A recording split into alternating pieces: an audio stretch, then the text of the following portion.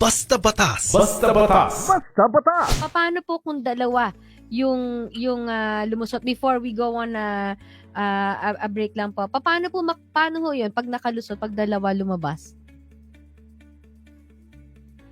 Kasi ma'am, sa paghahanap po natin sa archives po natin, hindi lang po kasi pangalan yung hinahanap natin. Mhm. Yung kung sino yung mga magulang, pareho po ng magulang, tapos yung date of birthday, birthplace, tinitingnan din po ng mga researcher po natin yan.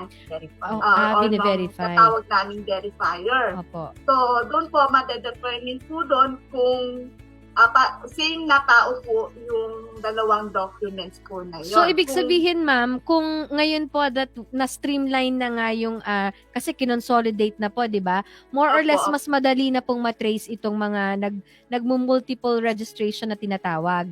Opo, ma'am.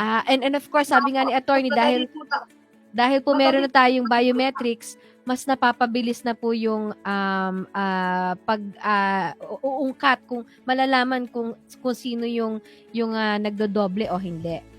Opo. At saka weekly, meron pong report na sinasubmit yung ating surveillance outlet, supervisor, ng mga multiple reports of multiple name registration. So, okay. sinasubmit po yun para yung central office ay makikita po nila yung search po nila yung nag-verify para ma-lock yung yung ibang registration, at ang makikita lang po doon yung first registration. So, yung unang registration. Opo, yung unang registration. Okay. Now, kung mali naman po yung may mali naman Basta Batas. Basta Batas. Basta Batas!